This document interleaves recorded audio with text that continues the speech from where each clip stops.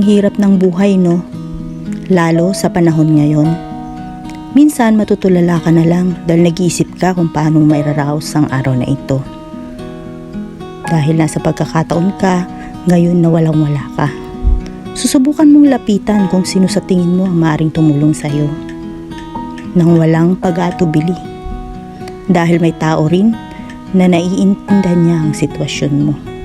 Sana meron, pero alam mo, bilang isang tao, kailangan mo rin gumawa ng paraan upang makasurvive sa araw na ito. Samahan ng sipag, lakas ng loob at dasal sa Panginoon dahil alam natin na di niya tayo pababayaan. Tiwala lang. Siguro binigyan talaga tayo ng pagsubok ng Diyos upang mas lalo tayong lumakas at maging matapang na harapin ang buhay.